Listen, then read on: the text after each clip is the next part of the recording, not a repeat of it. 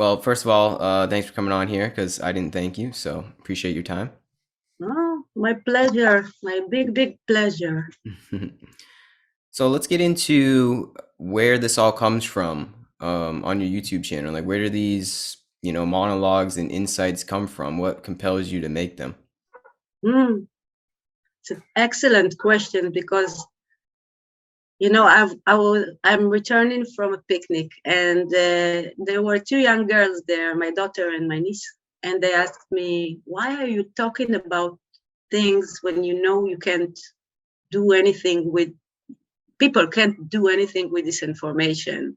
It's like why are you even saying those things? It's like," and I said, "It's like you found a piece of heaven, and you can't let anyone in.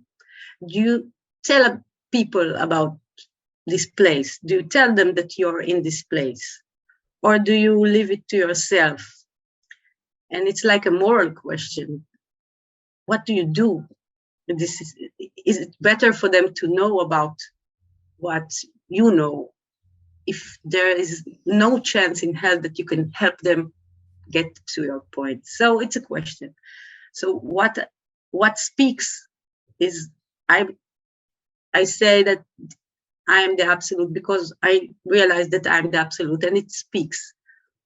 This is what is happening because it didn't speak from the time of my shifts. 3 years I didn't. Simcha didn't say anything about it utterly to the world. So if it speaks now, it's probably what's supposed to be happening. If people hear what it says, the specific people who hears it are the ones that should. So I go with the flow, you say. Mm-hmm. This is what's happening. If it's happening, this is what's supposed to be happening, and I'm cool with it. I see. I think people are definitely hearing you for sure. And even if you can't do it for anybody, I think you can at least show proof, or at least like show a way, like point the way, like, oh, it's possible, like, and with these insights, prove to others also that, you're not alone in this whole enlightenment thing, whatever you want to call it, that there's actually other people that are on this wavelength all over the world. So I think that's the purpose of it, to, even though you can't enlighten somebody, you can just show what your experience is like, and there's power in that. I think opening your heart to the world, there's so much power in that. How did you get to this point? What was, could you describe your shift and what led to it? Yes, but first I want to agree with you that what I am saying, it's not proof because I don't prove anything I speak. But Mm-hmm. this is what I want when I say those things, and I say I embody it in my daily life as a person, as a regular person, as a mother, as someone who is working for a living in something very unrelated to this matter. So I say, I want to say that it exists, this state of enlightenment.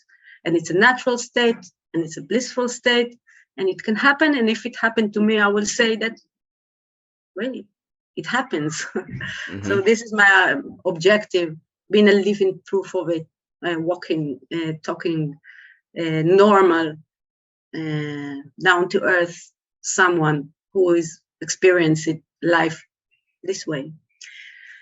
So my shift happened 3 years ago.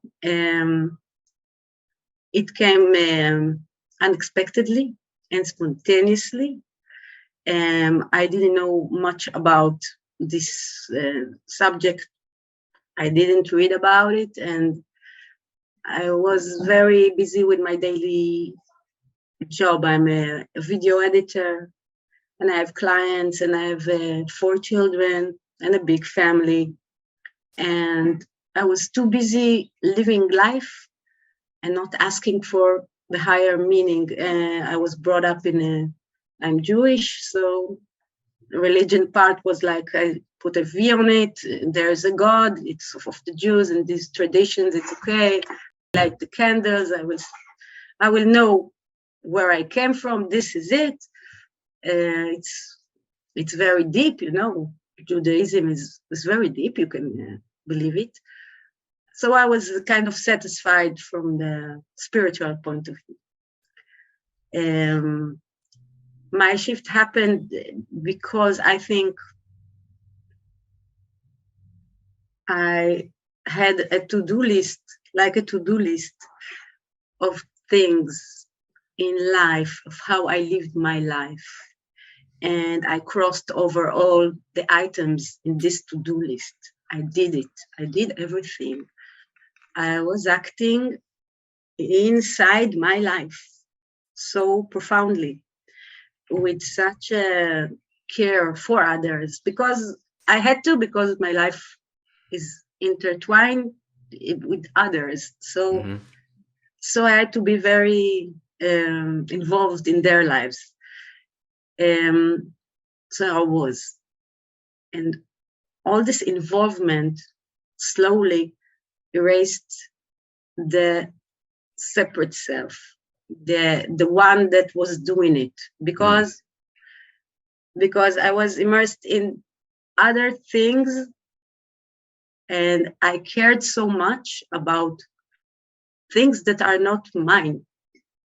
So if I'm not constantly thinking about myself and what will be good for me and what I'll do to satisfy me and how I will succeed or go on, the things that happen to me, and I move my perception to others, so naturally I don't think so much about myself identification. You lose that identification. So I was living like that, and then there was a very, very intense week that I think brought all my abilities to the maximum of giving that I could, because many people needed me.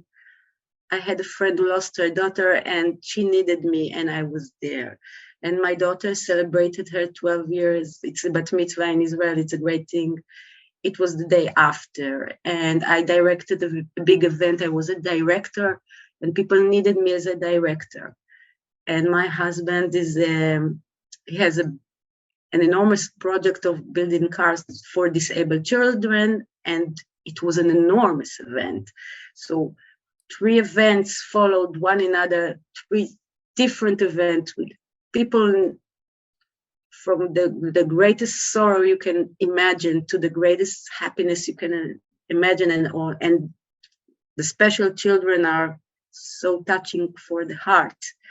It's such a compassionate project. So I had to do so many things with so many people and change myself and be there with them, and all the time pay attention to them. So I vanished, not entirely, but in the process of doing, I moved so automatically and so good.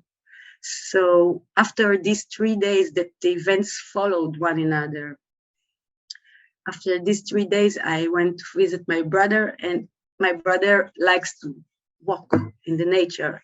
And so we walked on a nice hill, and then we talked. And I feel that because I not only lived those events, I talked about them. Every smallest detail I told him, I got it out of me. I left nothing in. It was like process of processing it, everything. So when I got back from this trip, I went home. It's a 20 minutes drive, and it's a nice drive. You have trees I live in a very countryside place. And I was so whole, like complete, like I did it so well. It was so hard. Like it was an enormous effort for me, without sleep, with running from one place to another and being and helping physically and mentally. I did it so nicely. And I talked about it, and I told it to someone, and he listened, and I don't even have to think about it because I told him so. I got it even from my head. I don't have to tell myself the story again. I got it out. So nothing remains. I did everything okay. I don't have to think about it. So I can just drive now because soon there will be something else I'll have to do. Everything is still waiting for me. I'm not going to a very silent place. I have to go back into business and do everything and run. But meantime, this half hour, I can just drive and not think about anything and not do anything because I don't have to. I did it. It's okay. Relax. Did everything good. Drive. And this is the state I was in when it happened to me. What happened to me? Yeah. Wow. Okay, to continue. It's okay. Yeah, definitely. I understand. So let me just sum that up, I guess. So you, through your devotion to others, kind of just melted into them. Like you kind of just, your sense of awareness and your meat suit body kind of just melted into others as you were devoted to taking care of these people. And then there was something that clicked in you from helping out these suffering individuals, that your sense of self goes a little bit greater than in your own body. It kind of extends to others. I didn't see it like that when I was doing it because you only think that it's better to help them now because they suffer. You don't realize all the process that is happening through this doing. You don't know that. I only realized that now. What the great gift I was giving to myself in these actions. But I think if I knew that it would not be good because I did it like in an innocent way. Yeah, like you just did it without any kind of expectation of a reward or something that you want to get from. Yeah, I didn't think this is the way to get somewhere because I didn't know that. I know it's a way, but it came naturally because sometimes when you're in a surrounding that suffers, and you know you can help, so you do that naturally because you can, and it's a logical thing to do, and it's the nice thing to do, and you would want others to help you if you were weak and needed, so you do that. So I didn't have expectations, and I just was content with my actions. So I think, like when I said about this to-do list, I felt like I did it. I did what it took. I gave everything. It's okay. Now there wasn't a shred of me that said, oh, why didn't you do that? Or should have done that, or nothing. I went all the way. So, and not for something, because this is what happened. All the events needed me. So, and I was strong enough. I was young enough. I don't know. I could do that. I was in the right place. I was the mother of this child who was celebrating. I was the good friend of I was the wife of the one who makes the great event. I was the director. I was in the right place to do that. So I was driving very, very content with myself. But even not content, just empty, just don't have to be content with myself because I told my brother and he was admiring my actions, he says, wow, you did that. So I didn't need the admiration or the recognition of what I did because I got it. So I needed nothing. I could just sit and drive. And this is a very silent place where you can just be. You can just be what you are, where you are. You're driving. And as I was driving in my car to my house, there was a song on the radio, and I love listening to music. This music is my life, like many people, I'm sure, because it's so high. And I know many songs, and I love them. And the song began, and it was an Israeli song, an oldie, of someone that I really loved all my life, of a singer that I loved because he always reminded me of my nice uncles in Jerusalem, like a warm voice, like someone. I liked him. So he started to sing, and I knew that song by heart. Of course, I heard it a lot of times. It was, the name of the song is Like in a Movie. We were like in a movie.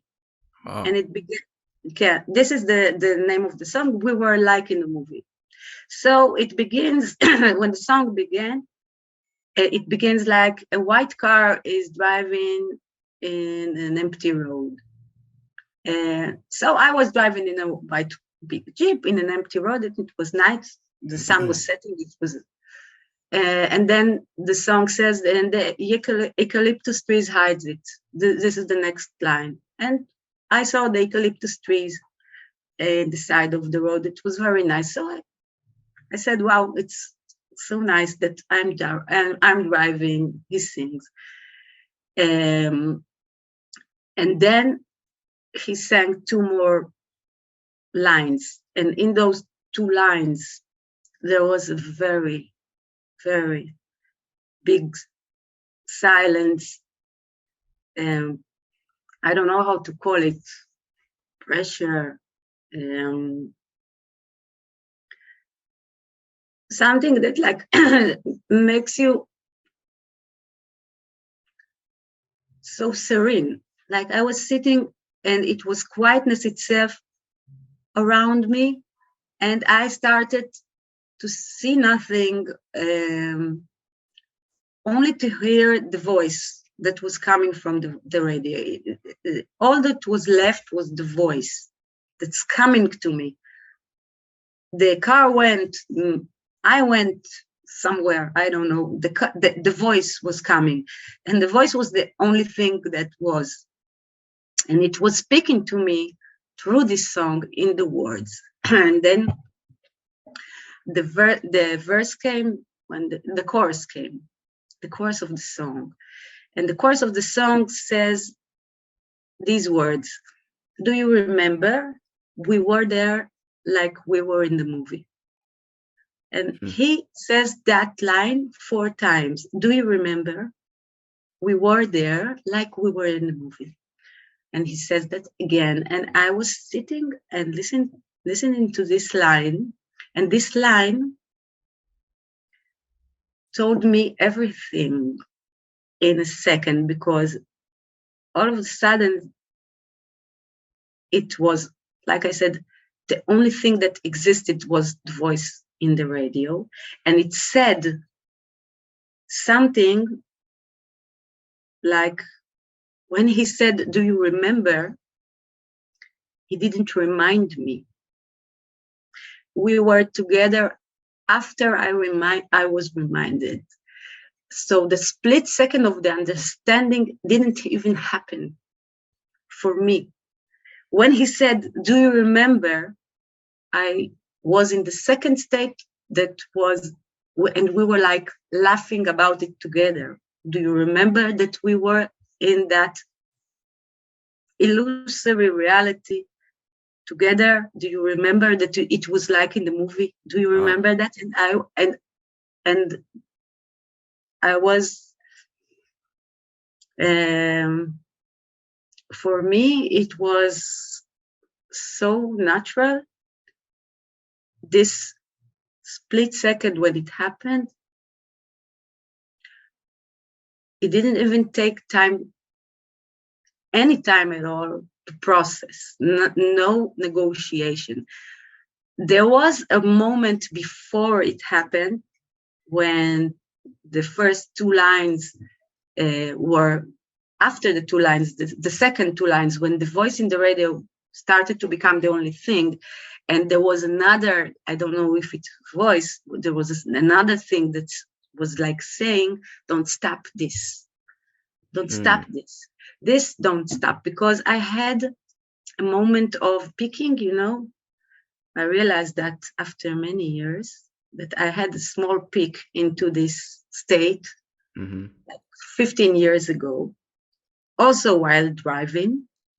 while listening to the song. You know, I don't know if you know this song. It's a very funny song, Ecstasy, Ecstasy, no?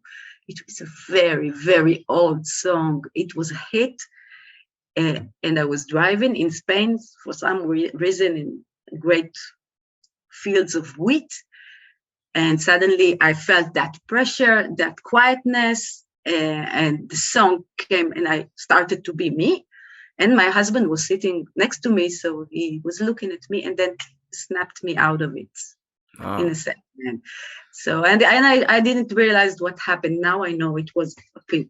But when I was driving alone, no one could take me out of it. I was alone. I heard the voice, this time don't stop this process. Whatever it is, you can take it. Whatever it is. Trust it, mm, you can take it. No matter what happens. See what happens if you don't stop it. So I didn't. So I don't think I could have stopped it. wow. Music is magic. Yeah, for me. Mm, that's so interesting. That's so interesting. Just like the right place at the right time and just something synced up. There was just some kind of synchronization where you got the message. That's beautiful. It Yes, was yes, like the message I got it from, so beautifully from yeah. someone I like in the simplest words. Do you remember? We Hmm. were there like we were in a movie. Everything is an illusion. Every little thing. It's not real. Do you remember? And now I remember. And in split second, yes, I remember. And now I'm something else. And I drove on. The song continued. But when I say that, it sounds very like peaceful, but it was very dramatic Mm, moment. When I look at it, um, it's high intensity, the yeah. highest intensity you can feel as a person. This quietness, this thing is, and you almost see it. You can't see it with your eyes. Did you Yeah. see it? It's interesting for me to know if did you see it, this seat, this place, this thing. You're asking me? Yeah, yeah. For Yeah, it wasn't really seeing. It was more of a just a feeling, or not even a feeling. It's something, just a state of presence that you just sink into, something that just becomes you, or you become it. It's the same thing. It's just like this way of interpreting whatever this is, whatever's going on right now, in a different viewpoint. But it's a viewpoint of, it's the viewpoint of viewpoints. It's like all the viewpoints at once. It's simultaneous somethingness, everythingness, and simultaneous nothingness at the same time. And it's a it's like grace, it's something like to view your being as something greater than just this suffering humanly vessel. Even if it's just a peek, like you said, to have that peek behind the scenes of the movie, the behind the scenes view, and see what's really going on.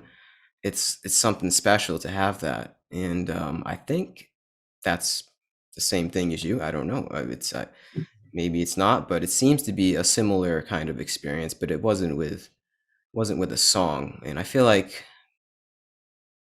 I don't know. I feel like I get that often. I get a lot of peaks between the realms, I guess you could say, peaks between my experience, and it's not really constant.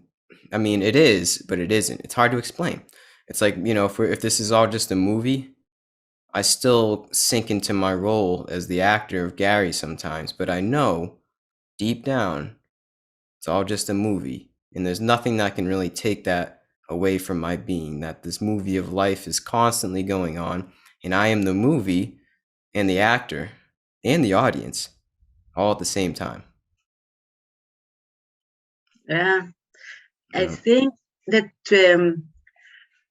when it happened to me, it's this intensity stayed, because this intensity, when it's new to you, when it comes that specific moment, it's overwhelming because you never knew something like that. You didn't know that this is a possibility, that the mind can function in this way. It's like, I don't know, discovering that there is no earth and space. There's something else Yeah. entirely. That it's an amazing discovery. So Yeah. it's overwhelming because it's new. Yeah. It's But salvation. but the feeling of this intensity, it doesn't fade. Not for me. It didn't Mm-hmm. fade or change. It's the same as in that specific moment. I just live it. So it's not a hard thing to live. It's very easy to live in this silence. It's Mm. very easy to live in this state. So the thing that was amazing, it's the newness of it. And in the first seconds, in the first realization of everything, you realize it. And then you stay with this realization because it's so simple, because I define myself as a very, very simple person that tends to see things to, like, like in a normal way, how to make them like in my life when I try to do everything right. So I'm simple in my view, and this is why I think it, it it's so similar to this state, that this state is simple. It's very, very easy to live in that state. It's natural state. You know so much. So all the pressures go down from being the person. You don't have any pressure on you. Yeah. No kind of any pressure on you, and you can act without any pressure of what people think, or what this world is, or what will be, or what death. Nothing. You take everything out of you. So what is more easy to live than in that state? But in the first seconds, you're shocked that you lived in another state of mind. Mm-hmm. You realized how wrong you were. You realized what a mistake you lived, and you feel sorry for the others that don't realize that. Mm-hmm. That they can't still realize that. You know that they are what you are, the absolute. You know everything. You know where you are. You know who they are. You know that they are not other from you. You know everything. So it's like you ended the game. It was a game. The game ended. And while I was driving and laughing, because it was still 7 minutes to my house, so I had time to process it before I got home. So I laughed. I really laughed, because there was another song that was funny song. It was about the candid camera. It was a song that said, the word said, "You're so gullible. You're in a movie. They're filming you. You don't even know it. You're so gullible." And I was laughing. I am so gullible. I was in a movie and I didn't even know it. So he says it and I was laughing. And then I got closer to my house and I knew I'm going. I can't now go and speak about this. Mm-hmm. It's not the right time and not the right place. But I had a little time. And while I was driving, I was realizing that I am staying. Because when you know that, when you know what you are not here. Mm-hmm. You know that all of this doesn't exist. So why stay? Why be here? It's like you can go and nothing will happen, not to your loved ones, not to the story. It's not real. So why? And it was a moment that I was driving and saying, okay, I finished the game, but I'll stay. But I'll be a good girl till the end, and I'll play it through. I'll go through the motions. I'll play the part for the others that don't exist. Okay, because they don't exist, I'll play it for them. I know it doesn't matter if I'll play for them or not, but I'll do it anyway. It's like when you have the choice between good and bad, the obvious choice is good. I see. It's interesting that you even come to that choice, right? It's because there's something in you. This is my nice husband. I got a guest. Hello. Yeah, this is my husband. He brings me an orange. Nice. Some energy. Yeah, he's not interested in this subject at all. But he lives with me, so he has to accept it. He has to put up with it. I think he's having a good time with it, no? I'm better. Do you have a better time with me ever since the show? Yes, I think she's very, very happy. I still think it's very, very silly. He thinks the whole thing is very silly. I'm very jealous at you people that this is what makes you happy. And that's all that matters, right? As long as you're happy, right? Yeah. Happiness is the right word. Bye. Sorry. I need somebody to bring me food. Yeah, it's nice. He's bringing me levivot. It's hot potatoes, fried hot potatoes. It's nice. He has to live with me, and he will accept. He's accepting me, but it doesn't interest him. And 99% of my time, I don't speak about what we speak now. Yeah. At all. That's interesting. We were just talking about that, and then that happened. That's a beautiful timing on that. Yeah, I mean, do you think everyone in this thing is okay? Let me rephrase that. Are there some people in this movie of life that just aren't meant to realize it's a movie, and that's okay?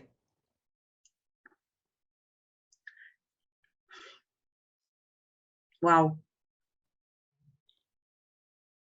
Are there some people in this reality that are not meant to realize, and it's okay? This is because yours seemed like a stroke of grace. It was just like a stroke of fate that was bestowed upon you, right? Which I've talked to other people where that's happened before as well. It's just like right time, right place.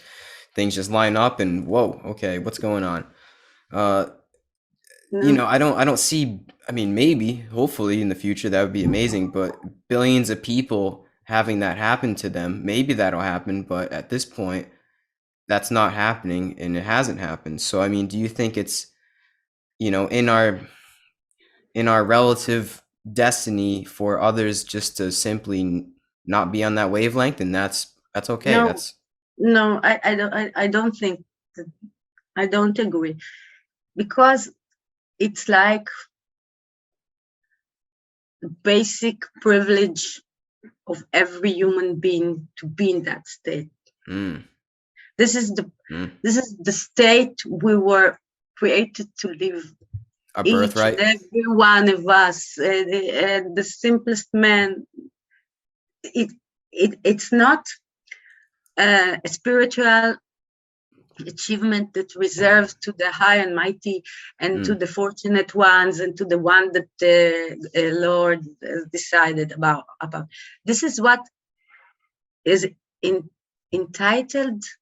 This is what's supposed to happen to each individual. This is what I think should be the state. The humanity is now under-evolved in the most shocking way. It's walking around so in the wrong place, like a herd. Yeah. And I think that my experience shows that there are no individuals that are meant to do that and others that are not meant to do that. Because this is the birthright of humanity. This is what it's supposed to be. This is the basic thing that we should go from and live this reality from. Mm-hmm. So why doesn't it happen to humanity as a, I don't know, let's say michlol, as a range of people? Why doesn't it happen now? I think it's the herd mentality. Mm-hmm. Yeah, I think this is it.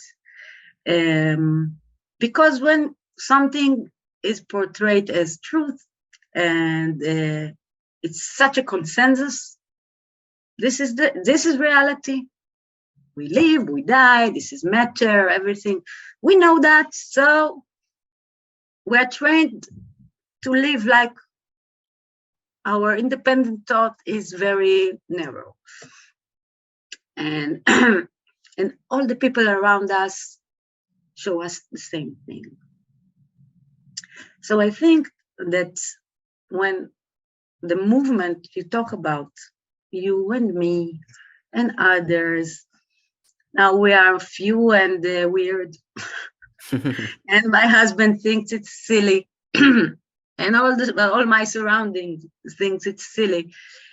But when it's like popular, I don't know how to say the word. Yeah, I know what you mean. Like it's in the trend.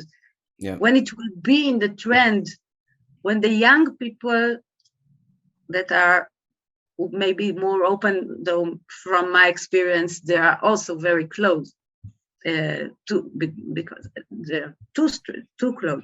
But when it becomes something more natural, when more and more people show that it's a possibility and it's the right possibility, and you're wrong and humanity is wrong, so it will the basic core of the identification will be questioned. Now it's not.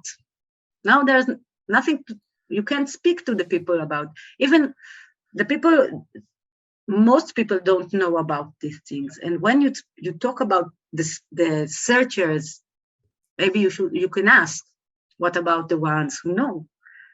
Why don't they realize that through why don't they are not enlightened or self-realized? Why doesn't it happen to them? They're in the right place, no? Yeah, So, I do ask. That's usually one of my usual questions to people is like, do you think we can all get on this wavelength? And is there a time? Yeah, I think that anyone can get on this wavelength. I think so too. It's the natural wavelength, and he can do it. The problem is that people are too lazy. I think I'm sorry. I know what you mean. What? I know what you mean. They are too lazy, and they are too scared and self-involved to do what they need to do on their to-do list to get ahead and to get in sync with this higher reality. Yeah. I got in sync with the higher reality of Simcha because I did everything right. It was hard, okay? I mean, it took a lot of effort, but this was the way. It didn't came through meditation or practice or believing in it. It came through doing, really, really creating a different reality. This is a natural process when you wipe the eye, when you lose the self, because you are engaged in the world and not thinking so much about what will be good for me. or I don't, I have to save my strength to myself and be strong and be beautiful. I don't know. All this conditioning, it's so sad. You waste all your time on it. So it's possible for everyone to do that. He just has to be very honest with himself about if he's really doing what he should in his life. If he's really, really involved in his life like he should be, like he knows he can be, without excuses to yourself, just do it. And and then you go and you get in sync with your reality, the higher reality. And then you get this amazing understanding of where you are. And then you can play the game like I continue to play the game free. I play it without the pressure of winning or losing anything. I just play it. I don't even enjoy the game, because you don't enjoy this game the way that people are enjoying, because when they are winning, they are losing, they have feelings. I don't enjoy the game. I play the game. I can go through everything and wow, realize what I'm seeing, realize what you are, realize this beautiful process that we are talking like now, if there is a now, and you're asking, is it possible for people? And I can see that, of course, this is the natural state of humanity. This is the natural state of humanity. This is where it should be, it will be, I believe. Because you can see through the ages, through where humanity came to, where are we now? We are so evolved. Yes. There is evolvement all the time. And now this evolvement is accelerated all the time. So this is the next step. This is the next giant leap. And then when there is enough movement, the herd will know that, and the defenses will go down, and they will realize that, wow, it's a good thing for me. When it sticks to the eye, it's good for me. I will gain from it. Maybe it's a starting point also. I don't know. You have to find your way, how to get there. But that does it answer your question? Yeah, for sure. For sure. I think so too. I'm on the same wavelength. I do believe so. It's just like, I always wonder what it's going to take. What will it take for us to truly be the beings collectively that we were supposed to be, and understand the beings that we are?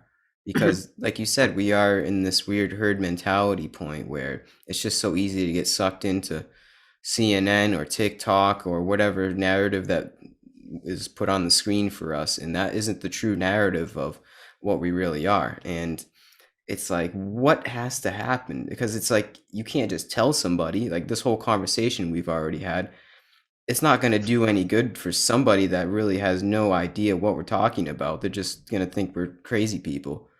So it's just, it has to be this like direct experience in somebody's life where it's just like this is dawning of, whoa, it's just like this aha moment, like the light bulb goes off.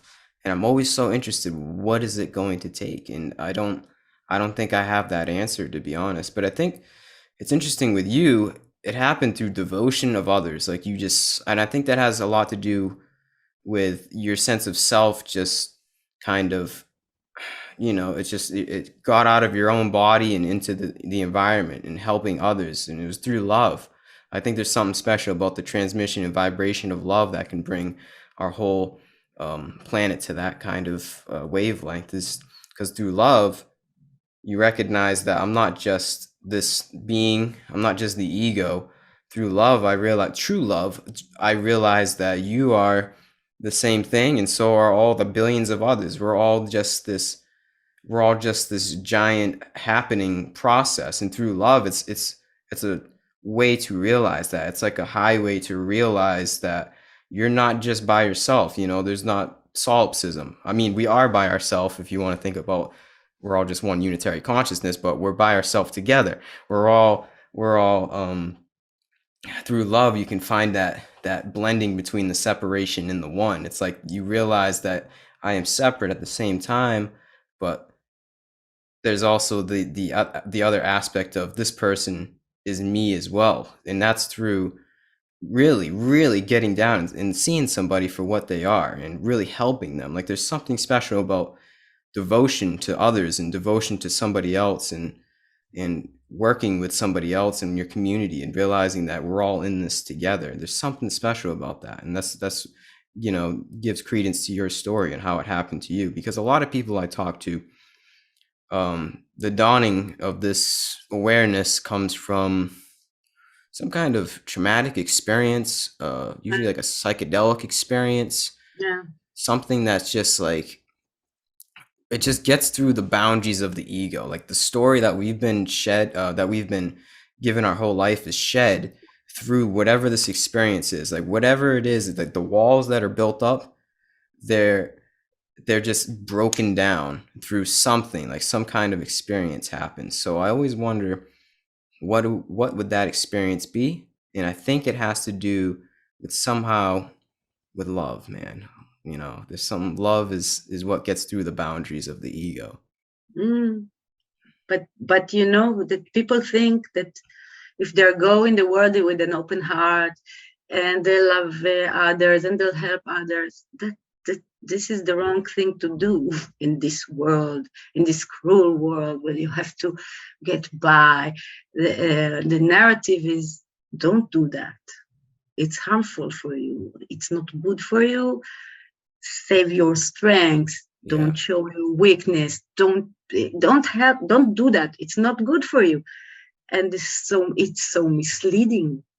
Mm-hmm. This is because, as you said, this is very powerful tool, love, as you call it, the human love, and through it you can evolve and you change and you develop and you open new possibilities, and everything's like a beautiful game. So much beautiful things happen when you allow yourself to love and to give. But the narrative of this world is the opposite. Now you're trained to think otherwise, no matter what the movies say. The ego believes he has to protect himself, and if he'll give others, is a sucker. I don't know how do you say the word in Hebrew. You say fire.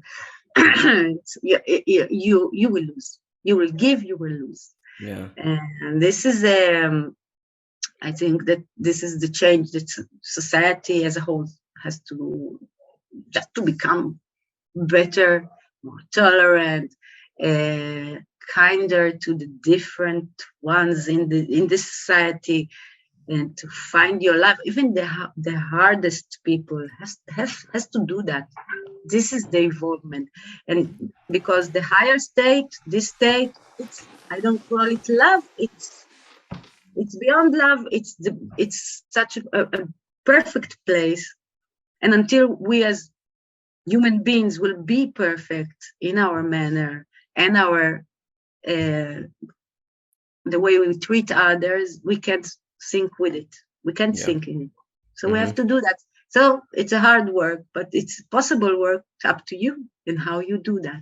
And if you believe that giving yourself and loving will eventually give you something that others can only dream of. So it's my way gave me the highest prize anyone can get. So it's totally worth it. I can tell you. I know it sounds like self-righteous, but this is the simple truth. This is what happened to me. Yeah. I believe it. It's beautiful. That's the thing too, is you can tell there's authenticity in your words, and anyone that speaks from that state of awareness. There's a certain sense of just truth, I guess, if you want to put it that way, that you can just feel off of somebody when somebody's being phony or when somebody's being real about it. There's a fine line, but it's easily noticeable if you kind of know the wavelength. and I can tell that, you know, you're there. And I think it's just in somebody's presence. Like you can just tell, I don't know, I can just tell that you're at peace. And even though you're probably at peace, even when you're not at peace, if that makes sense. I'm laughing all the time inside, no matter Yeah. what the circumstances are. Sometimes it can be very hard circumstances because in 3 years, a lot of things happens in the life of a regular person. So I know, and I knew from the very start, the very beginning, nothing can touch this serenity, this absolute thing. It can't. If you don't identify with the separate form, with its troubles and with its body and its struggles, you see everything from the absolute perspective. Nothing can harm you or disturb you. How can there can be no disturbance? Yes. So it's a very recommended way of living. And I want to just go back to the place where you said that when will humanity as a collective will wake up? And I think it doesn't matter because I woke up and I am humanity as a collective. Wow. So it happened. It already happened. This whole story, this timeline of story was salvaged by me now or by anyone who says that and really lives that, because there are no separate entities. You are not separate from me in any way. No, you're not sitting in Massachusetts. You don't have a microphone in front of you, and I'm not. We don't. Both of us don't exist, and we are not separate. So this whole thing woke up and knows itself. So does it matter if humanity as a collective will do that? Only in the story. Only in the story. Will it be a nice story of humanity as collective waking up? Wow, I would love to see that story. It's nice, but it doesn't matter. And it would not have mattered if I didn't walk and saw that reality. It wouldn't change this reality. So this is what I think. Yeah. That's really interesting. That's pretty powerful. I understand. Oh man. That's great. You know what? We can probably wrap it up at that point. That's a beautiful point to wrap it up at. Do you have anything? Do you have anything? Any last words that you want to tell the world? No, I hope everyone will be content with their lives as much as they can, improve their lives to the very best point that they can, and try to sync themselves with the absolute through the separate form, through perfecting the separate form, because this is true perfection, synchronicity. And we are already this state, so there's nothing to worry about. Can relax. It's all perfect. Yeah. It's all perfectly imperfect. Or imperfectly perfect, I guess. It's perfect. It's perfect. There is no imperfection in this. In this, they're only in the mind of the judging person. Oh, yes. It's not imperfections. It's different expression. It's okay. Yes. Everything. I like that. Yeah. All right. Well, yeah. Thank you for coming on here. This was a wonderful conversation. Thank you for anybody that listened. Thank you very much, Gary. Of course. No, thank you. Thank you so much. And good luck with everything you do. Yeah, good luck to you as well. Thanks. Wish you peace. Namaste. You too, everyone.